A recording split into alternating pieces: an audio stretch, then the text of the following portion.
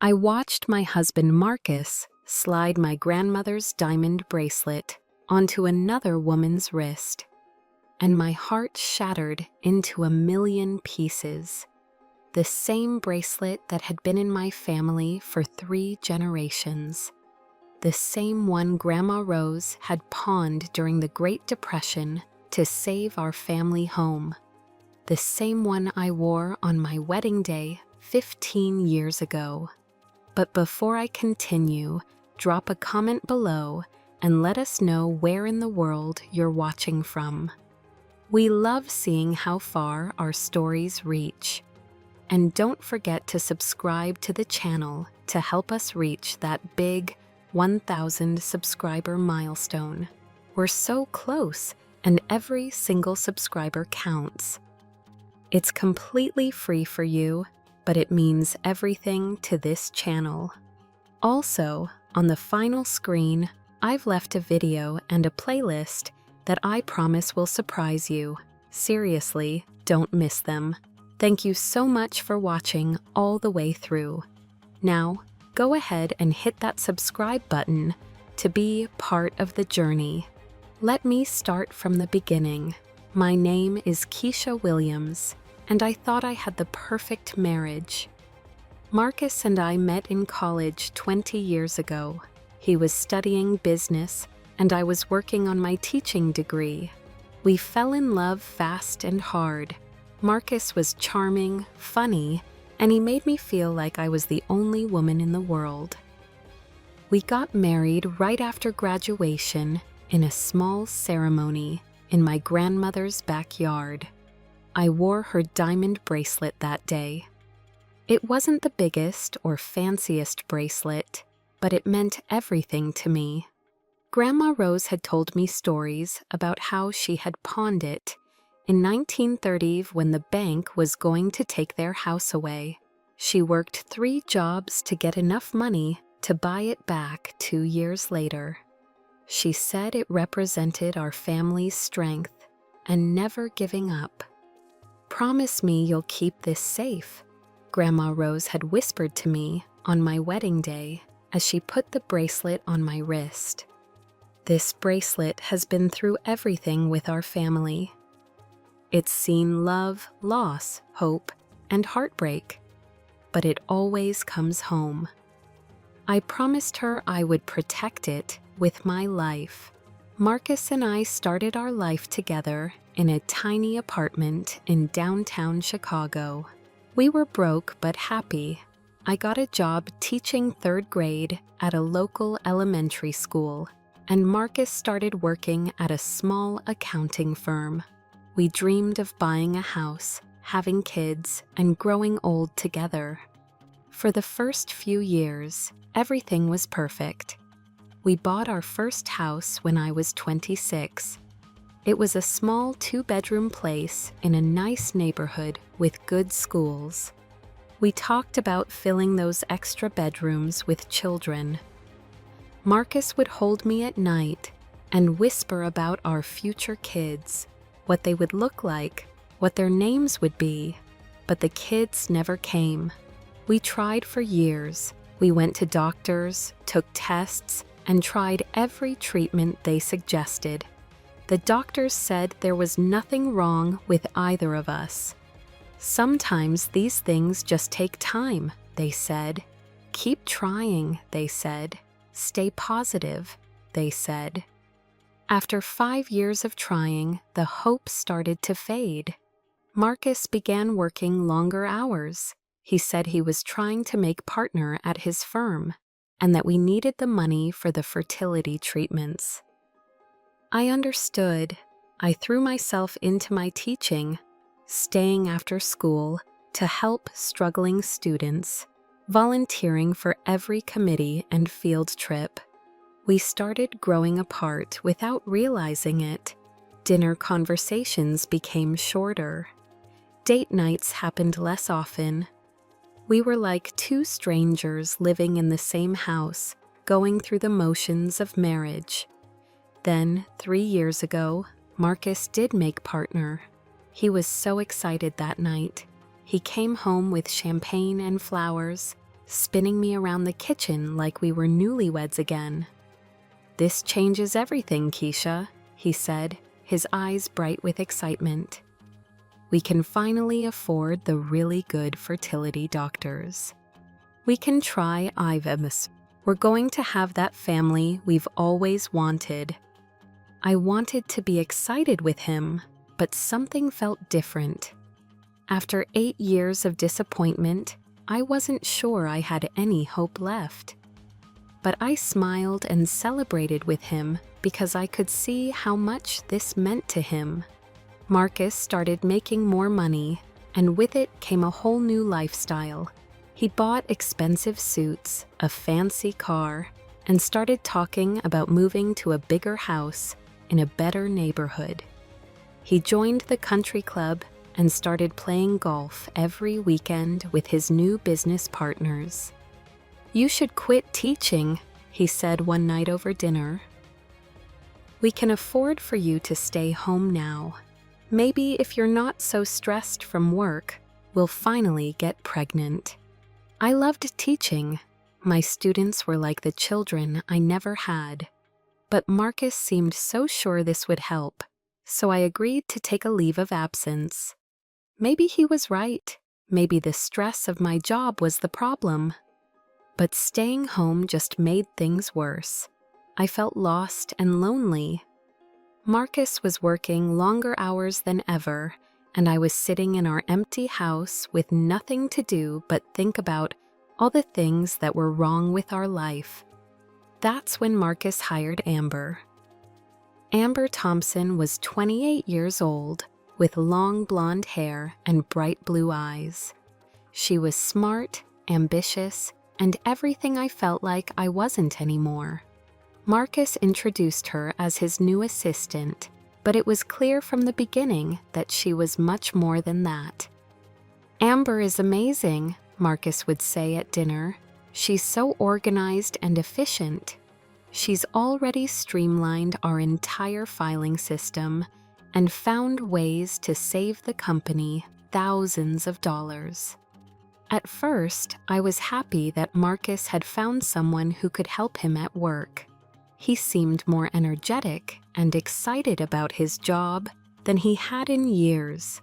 But then the late nights started. "Sorry, honey. Amber and I have to work late tonight to finish the Johnson account."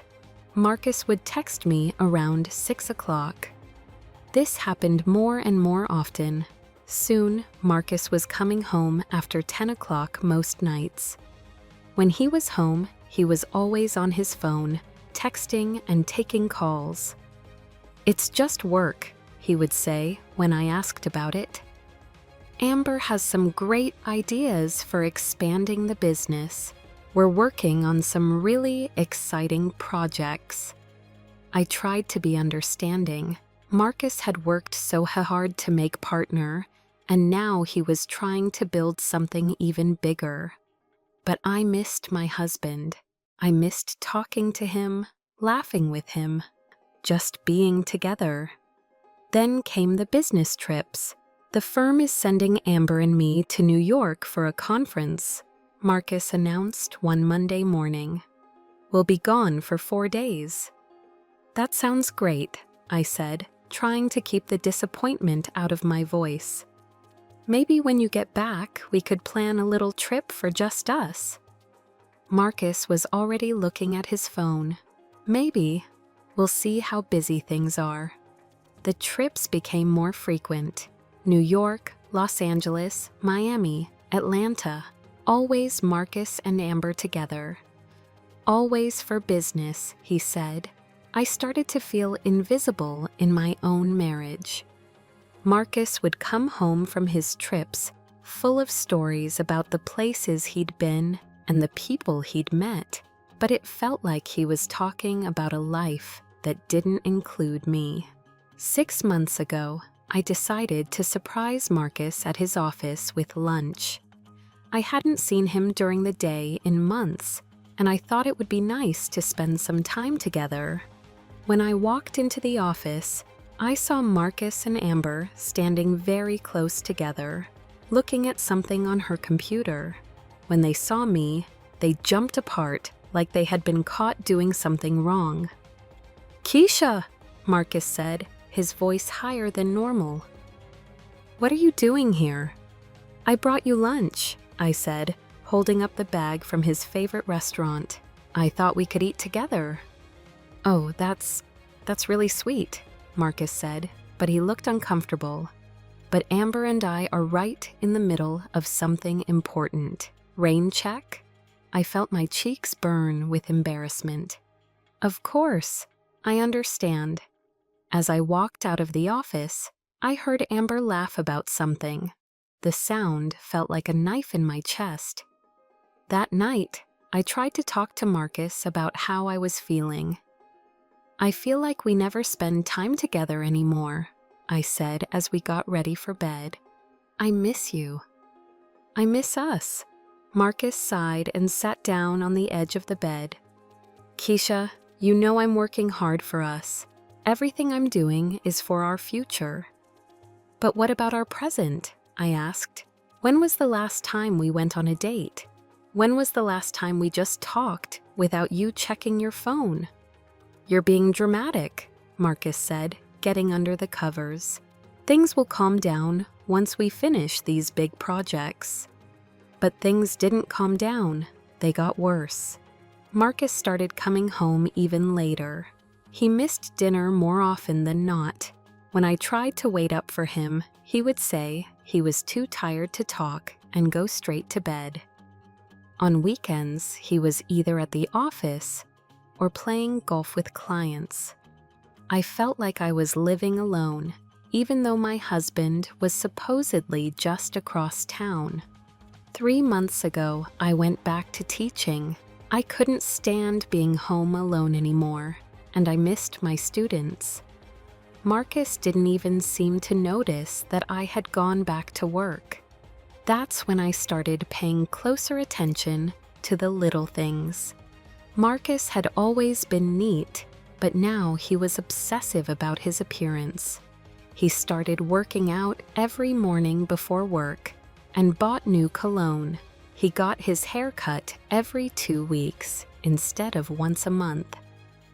He started caring about things he had never cared about before.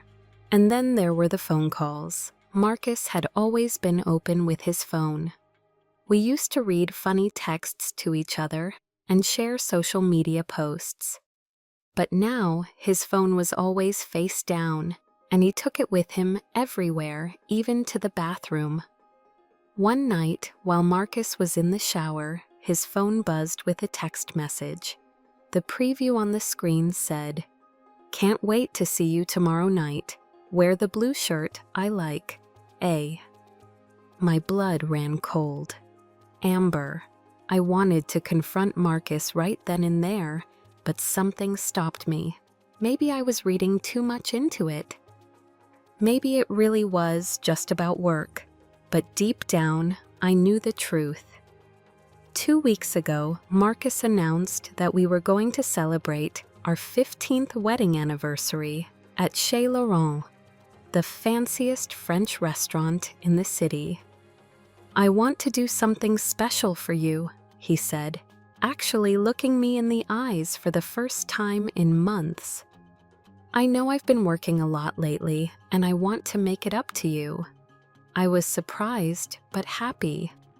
Maybe this meant Marcus wanted to work on our marriage.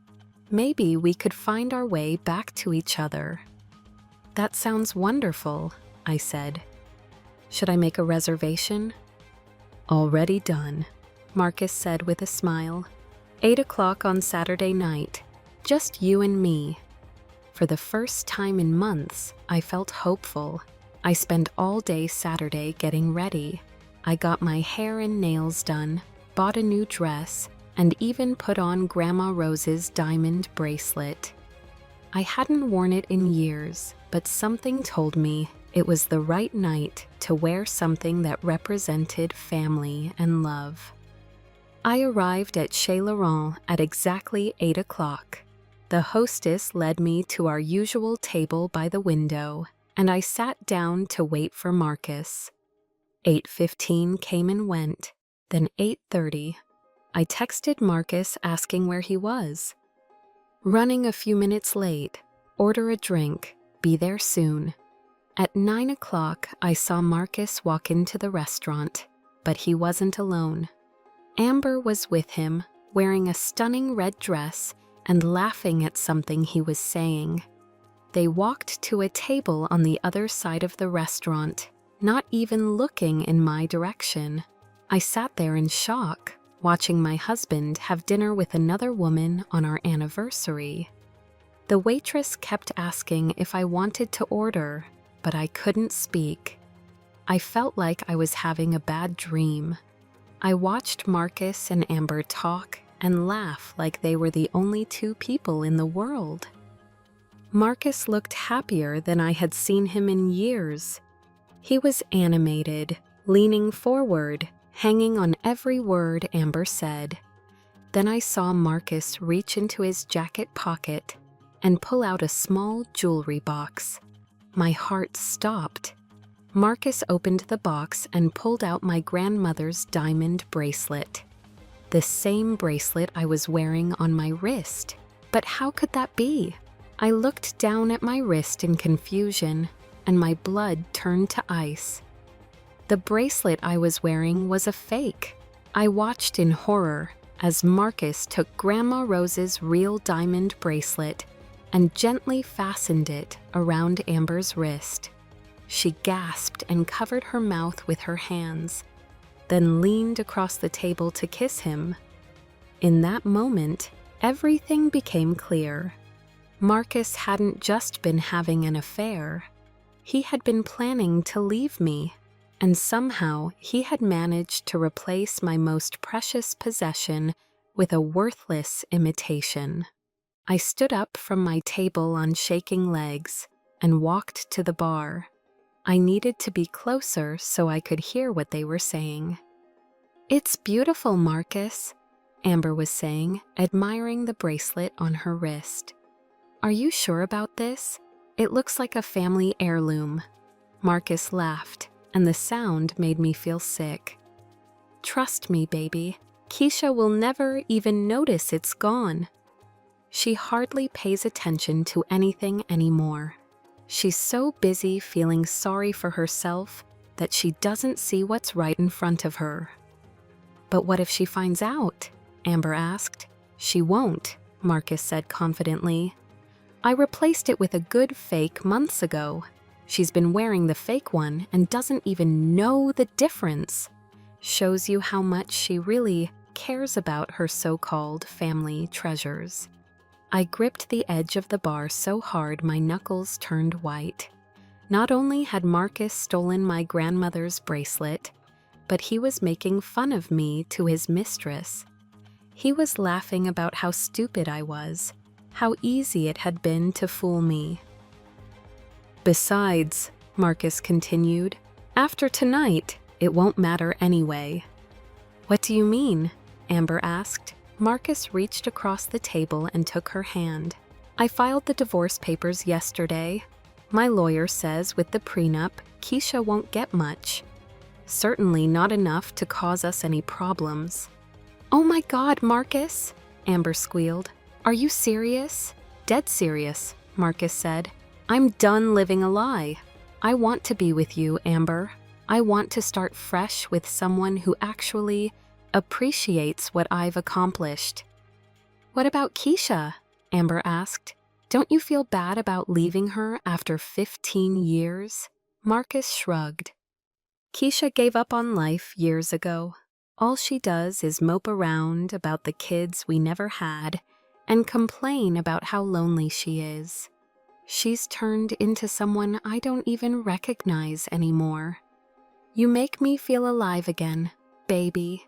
You make me feel like the man I'm supposed to be." I wanted to march over to their table and confront them both, right then and there. I wanted to scream at Marcus for betraying me, for stealing from me, for throwing away 15 years of marriage like it meant nothing. But then I noticed someone sitting at a table in the far corner of the restaurant. A tall man in an expensive suit was watching Marcus and Amber very carefully. He had been taking pictures with his phone, and now he was writing something in a small notebook. My heart started racing as I realized who it was. It was Detective Raymond Brooks from the Chicago Police Department. I recognized him from the newspaper articles I had seen about a major embezzlement case he had been working on, and he was staring directly at Marcus and Amber with a look that made my blood run cold.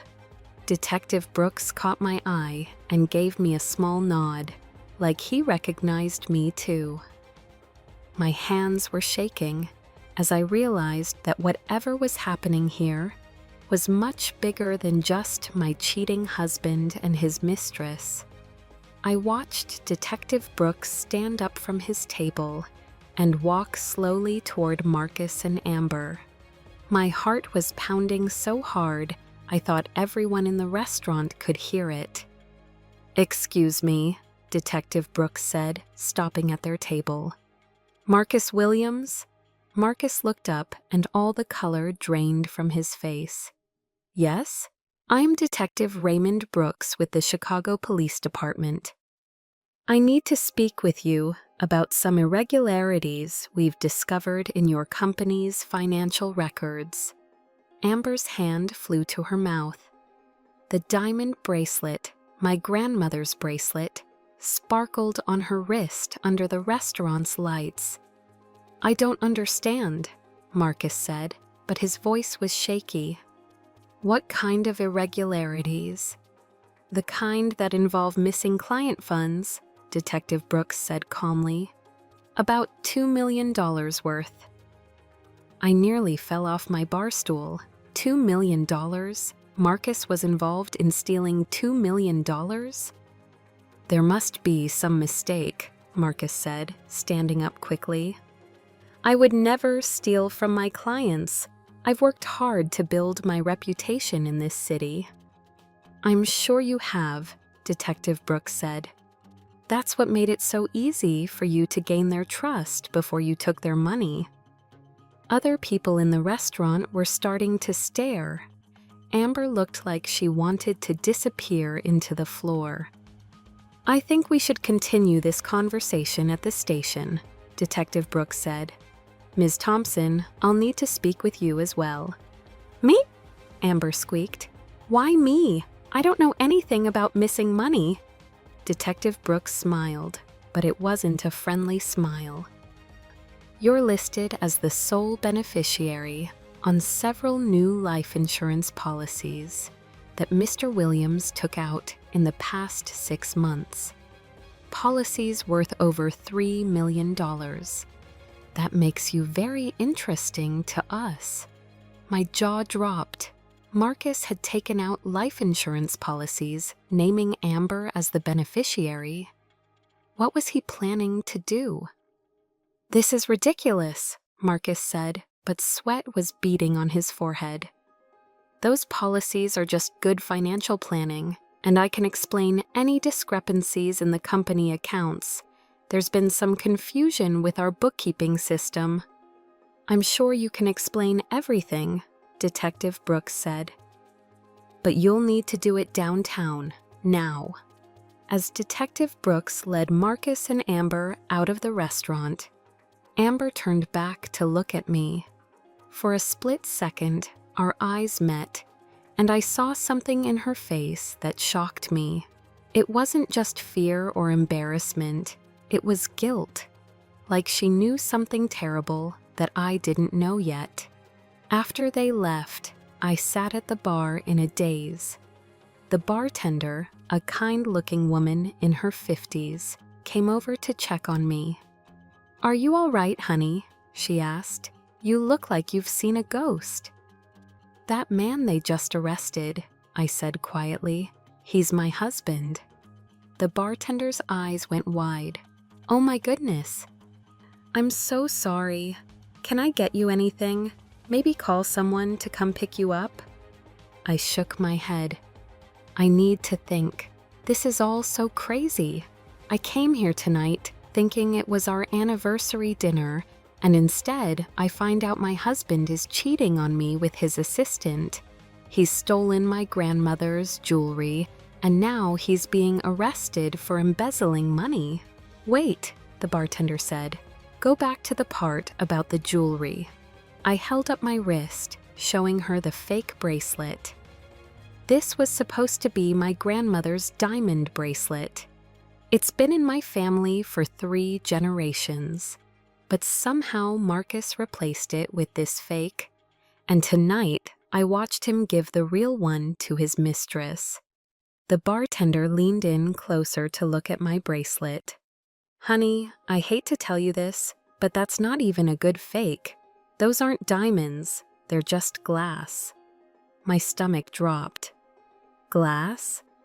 I used to work at a jewelry store before I started bartending, she explained. Real diamonds catch the light differently. These look like something you'd buy at a discount store for $20. I wanted to cry, but I was too angry.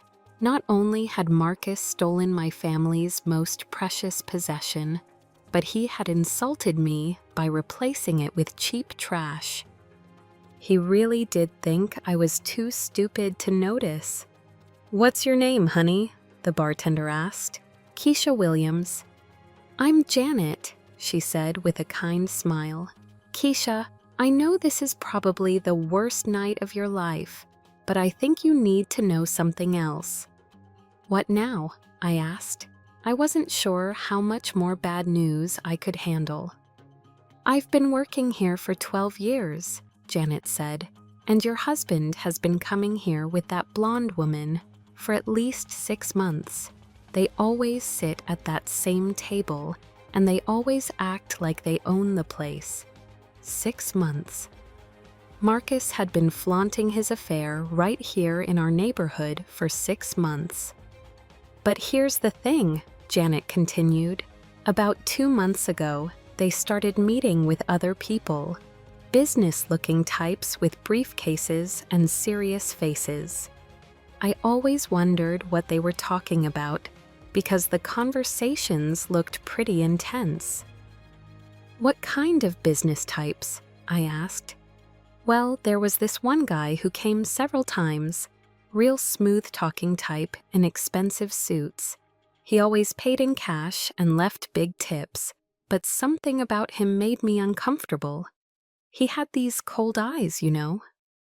Like he'd do anything for money. A chill ran down my spine. Do you remember anything else about him? Janet thought for a moment. Actually, yeah. He had this weird scar on his left hand, right between his thumb and pointer finger. Looked like maybe from a knife or something. And he always ordered the same thing. Whiskey neat, no ice. Did you ever hear any of their conversations? Bits and pieces, Janet admitted. I wasn't trying to eavesdrop, but when you're serving tables, you can't help but hear things. I remember hearing them talk about insurance policies and something about making it look like an accident. My blood turned to ice. An accident? I probably shouldn't be telling you this, Janet said, looking around nervously. But a couple of weeks ago, I heard your husband ask this scary guy about the best way to make someone disappear without it looking suspicious. I gripped the edge of the bar. Are you saying you think Marcus was planning to hurt me? I don't know for sure, Janet said quickly. But honey, when a man takes out life insurance policies on himself with his mistress as the beneficiary and then starts talking about accidents and making people disappear, well, it doesn't take a detective to figure out what he might be thinking. My mind was racing. Marcus wasn't just cheating on me and stealing from his clients. He was planning to kill me for the insurance money. Janet, I said, my voice barely a whisper, I need to use your phone. She handed me the restaurant's phone, and with shaking fingers, I dialed my sister's number. "Latoya, it's Keisha. I need you to come pick me up right away." "What's wrong?" my sister asked immediately. "You sound terrible." "I can't explain over the phone. Just please come get me." "I'm at Chez Laurent downtown." "I'll be there in 20 minutes, Latoya said without hesitation. While I waited for my sister, Janet brought me a cup of tea and sat with me. "You know," she said quietly, "there's something else you should probably know about your husband's girlfriend." "What now?" I asked, not sure I could handle any more revelations. "She's not as innocent as she acts," Janet said.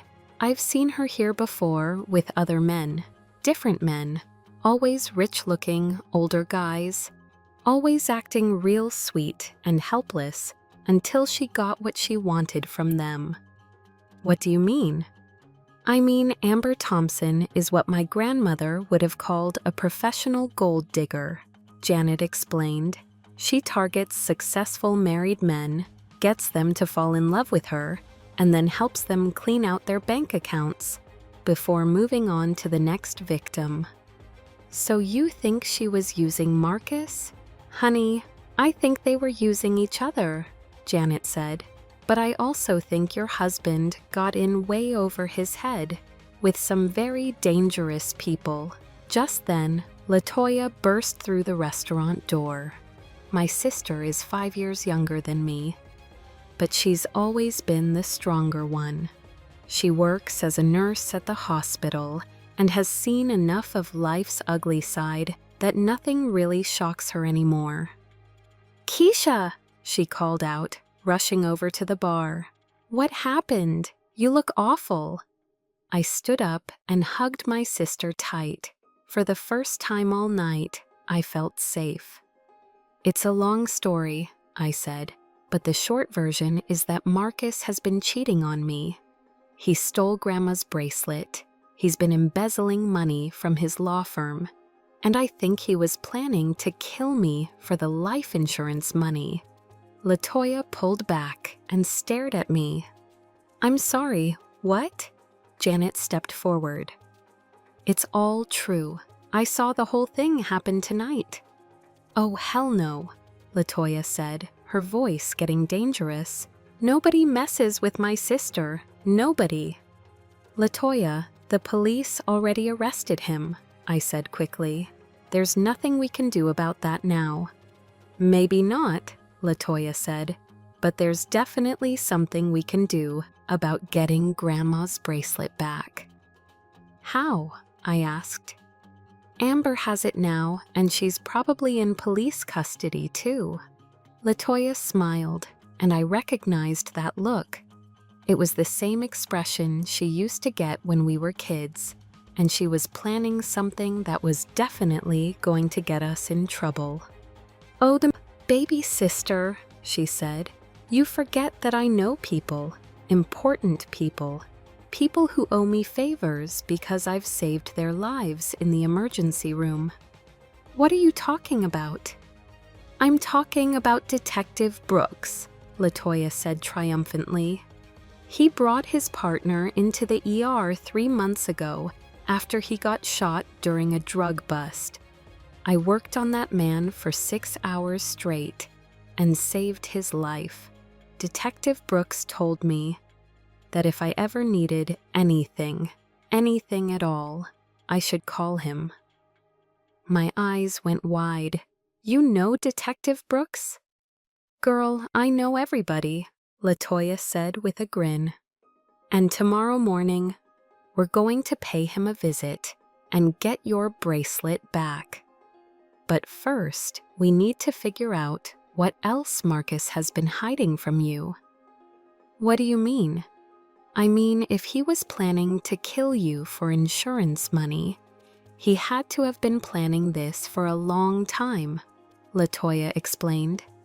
"Which means there's probably a lot more going on that you don't know about yet." As we left the restaurant, Janet called out to me, "Keisha, here's my card. If you need someone to testify about what I saw tonight, You call me, okay?" I took her card and thanked her. As LaToya and I walked to her car, I felt overwhelmed by everything that had happened. "LaToya," I said as we got in the car, "what if Marcus really was going to kill me? What if that Detective Brooks hadn't shown up tonight?" My sister reached over and squeezed my hand. "Don't think about that now. What matters is that you're safe, and now we know the truth." "But what am I going to do? My whole life just fell apart in one night." "We're going to rebuild it," LaToya said firmly, "but this time we're going to build it stronger, and we're going to make sure Marcus pays for what he did to you." As we drove through the city streets, I stared out the window at all the lights and tried to process everything that had happened. This morning, I thought the worst thing about my life was that my husband worked too much and we couldn't have children. Now I knew that my husband was a cheating, lying, stealing would-be murderer who had been planning to kill me for money. But as scared and hurt as I was, there was something else growing inside me. For the first time in years, I felt truly awake. The next morning, LaToya picked me up at 7 a.m. sharp. I had barely slept, spending most of the night staring at the fake bracelet on my nightstand and trying to understand how my life had become such a nightmare. "You ready for this?" LaToya asked as I got in her car. "As ready as I'll ever be," I said, though my stomach was full of butterflies. The police station was busier than I expected for so early in the morning. LaToya walked up to the front desk like she owned the place. "We're here to see Detective Raymond Brooks," she told the officer at the desk. "Tell him LaToya Jenkins is here about the Williams case." Within 5 minutes, Detective Brooks appeared. He was a tall, serious-looking man in his 40s with kind eyes and graying hair. "LaToya," he said with a genuine smile, "how are you doing? How's Tommy's recovery going?" "He's doing great. Thanks to you getting him to me so fast that night," LaToya replied. "Detective Brooks, this is my sister Keisha. She's Marcus Williams's wife." Detective Brooks's expression became more serious. "Mrs. Williams, I'm sorry about last night.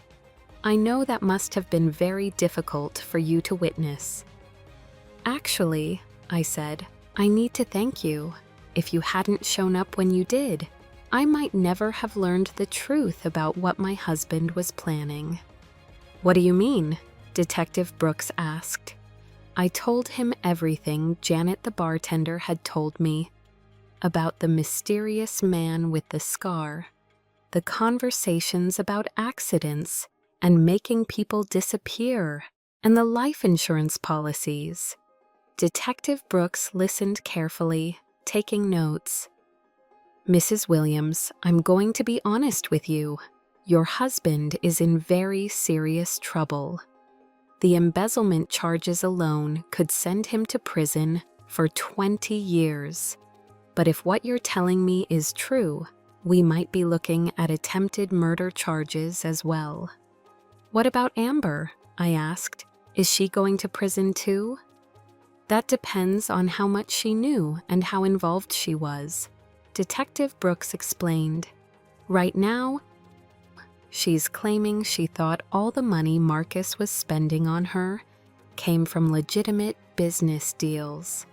She says she had no idea he was stealing from clients." "Do you believe her?" LaToya asked. Detective Brooks shrugged. "Amber Thompson has a very interesting history.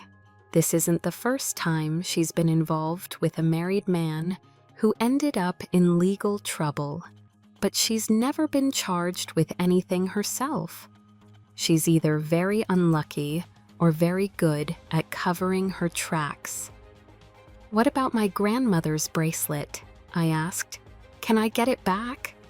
"Eventually, yes," Detective Brooks said, but right now it's evidence in a criminal case. It might take several months before we can release it to you. My heart sank. Several months felt like forever. However, Detective Brooks continued, there is something else you should know. When we searched your husband's office last night, we found some very interesting documents. He pulled out a folder and opened it on his desk. Your husband has been stealing money from his clients for over 2 years, he explained. But he wasn't working alone. The man with the scar that the bartender described? His name is Vincent Caruso, and he's connected to some very dangerous people. What kind of dangerous people? I asked, though I wasn't sure I wanted to know. The kind that lend money to people who can't get it from banks, Detective Brooks said carefully. And the kind that expect to be paid back, no matter what it takes. Are you saying Marcus owed money to criminals? LaToya asked. I'm saying your brother-in-law got involved with people who don't forgive debts, Detective Brooks replied. According to the documents we found, Marcus owed Vincent Caruso over $500,000. I felt dizzy. $500,000? How is that possible? Gambling, Detective Brooks said simply. Your husband has been placing bets on everything from horse races to football games to poker games in back rooms of restaurants. And he's been losing, badly. Everything started to make sense. The late nights, the business trips, the secretive phone calls. Marcus hadn't just been having an affair. He had been living a completely double life. The life insurance policies were his way out, Detective Brooks continued. If something happened to you, he would have enough money to pay off his debts and start fresh with Amber. But how was he planning to make something happen to me? I asked, my voice barely a whisper. Detective Brooks looked uncomfortable. We found some very disturbing internet searches on his computer, searches about untraceable poisons, car accidents that look accidental, and how to make someone's death look like a suicide. LaToya grabbed my hand. Oh my God, Keisha. There's more, Detective Brooks said gently. We also found evidence that he was planning to drug you and stage your death to look like you overdosed on sleeping pills. He had already bought the pills and researched how much would be lethal. I couldn't breathe. My husband, the man I had loved for 20 years, had been planning to murder me in cold blood. When? I managed to ask. When was he planning to do it? Detective Brooks looked at his notes. According to his calendar, he had marked next weekend as Take Care of Kay. We believe that was when he was planning to act. Next weekend. If Detective Brooks hadn't arrested Marcus last night, I would have been dead in 6 days. Mrs. Williams, Detective Brooks said kindly, I know this is a lot to process, but I want you to know that you're safe now. Your husband is not getting out on bail, and Vincent Caruso has been arrested as well. What happens now? I asked. Now you need to get yourself a very good lawyer, Detective Brooks said. Your husband's debts and legal problems don't automatically become your responsibility. But you need to protect yourself, and you should probably stay with family or friends for a while, just to be safe. She's staying with me, LaToya said immediately, for as long as she needs to. As we left the police station, I felt like I was walking through a dream, or maybe a nightmare. Everything I thought I knew about my life had been a lie. LaToya, I said as we got back in the car, what am I going to do? I don't even know who I am anymore. "You're my sister," Latoya said firmly. "You're a good person who loved someone who didn't deserve it. And you're a survivor." "I feel so stupid," I admitted. "How did I not see any of this? How did I live with someone for 15 years and not know he was capable of murder?" "Because you're not a suspicious person," Latoya said. "You trust people and see the good in them. That's not a weakness, Keisha. That's what makes you special." "But it almost got me killed." "No," Latoya said. "Marcus almost got you killed. You did nothing wrong." We drove in silence for a while. Then Latoya said, "You know what we need to do?" "What?" "We need to go see Mama." Our mother, Dorothy Jenkins, lived in the same house where Latoya and I had grown up. She was 73 years old and had the kind of wisdom that only comes from surviving everything life can throw at you. When we walked into her kitchen, Mama took one look at me and knew something terrible had happened. "Sit down, baby girl," she said, pulling out a chair at her kitchen table. "Tell Mama what's wrong." I told her everything about Marcus and Amber, about the bracelet, about the money, about the murder plot. When I finished, Mama was quiet for a long time. Finally, she spoke. "Your grandmother Rose would be proud of you," she said. "Proud of me?" I asked, confused. "Mama, I almost let my husband kill me." I was completely clueless about everything that was happening in my own house. "No, baby," Mama said, shaking her head. "You survived, and now you have a chance to build a new life. That takes courage."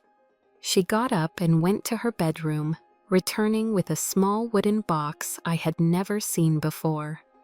"Your grandmother left this for you," Mama said, setting the box on the table. "She told me to give it to you when you needed it most." With trembling hands, I opened the box. Inside was a letter in Grandma Rose's handwriting, and underneath it was another diamond bracelet. Not as fancy as the one Marcus had stolen, but beautiful in its own way. I picked up the letter and read it out loud. "My dearest Keisha, if you are reading this, it means you are facing the hardest time of your life. I know because I have been there too. When I was your age, I discovered that your grandfather was not the man I thought I married. He was gambling away our money and lying to me about everything. I felt stupid and ashamed, just like you probably do right now. But here's what I learned. When someone betrays you, it says everything about them and nothing about you. You are not responsible for other people's choices. You are only responsible for how you choose to move forward." This bracelet belonged to my mother. It's not as expensive as the one I gave you for your wedding, but it has something more important. It has strength. My mother wore this bracelet through the hardest times of her life, and it reminded her that she was stronger than any challenge she faced. Now it's yours. Wear it and remember that you come from a long line of strong women who never gave up. Love always, Grandma Rose. I was crying so hard I could barely see the words by the end. She knew, I whispered. Somehow, she knew this would happen. Your grandmother was very wise, Mama said. She could see things in people that others missed. I put on the new bracelet, and it felt like getting a hug from Grandma Rose herself. So what now? Latoya asked. What's the plan? I thought about everything that had happened, about Marcus and Amber, about the lies and betrayal, about how close I had come to losing my life. But I also thought about Janet the bartender who had helped me, about Detective Brooks who had saved me, about my sister who had rushed to my side, and about my mother and grandmother who had given me strength. Now I said wise. I start over. I go back to teaching, which I love. I find a good lawyer and make sure Marcus pays for what he did.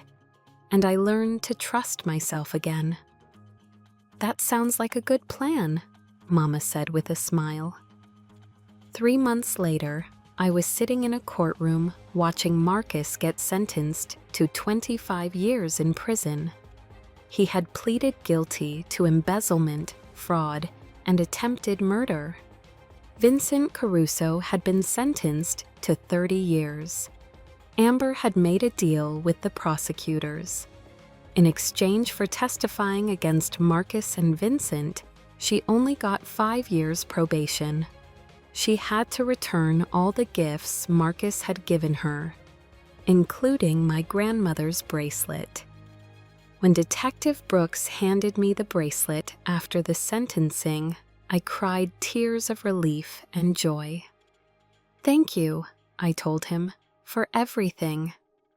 "Just doing my job, Mrs. Williams," he said with a kind smile, "but I'm glad you got your family treasure back." As I walked out of the courthouse, I was wearing both bracelets, Grandma Rose's original one on my right wrist and her mother's strength bracelet on my left. I felt like I was carrying the love and wisdom of all the strong women who had come before me. LaToya was waiting for me on the courthouse steps.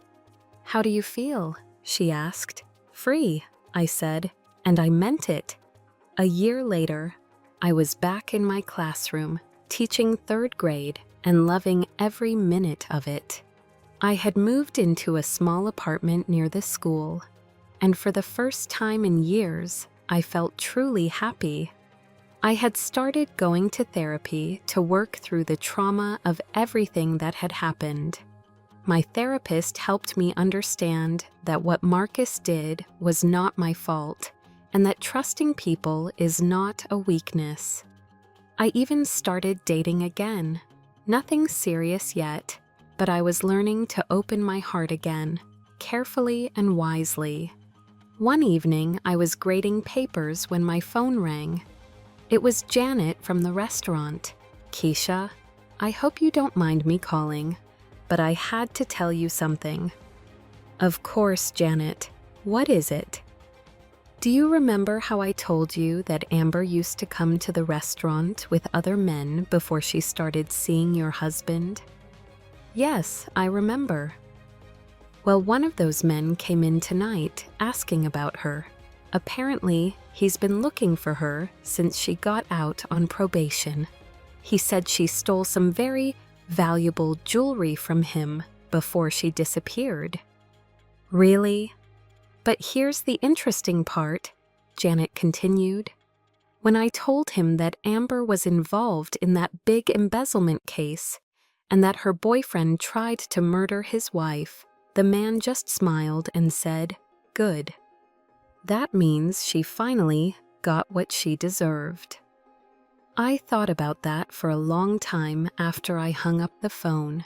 Marcus and Amber had both thought they were so clever, so much smarter than everyone else. They had thought they could lie and cheat and steal and hurt people without any consequences, but in the end, the truth had found them both. I touched the bracelets on my wrists and smiled. Grandma Rose had been right. Sometimes the hardest things in life teach us exactly what we need to learn. I learned that I was stronger than I ever knew. I learned that family, the people who truly love you, will always be there when you need them most. And I learned that kindness and empathy are not weaknesses, even when other people try to use them against you. Most importantly, I learned that no matter how dark things get, there is always hope for a new beginning.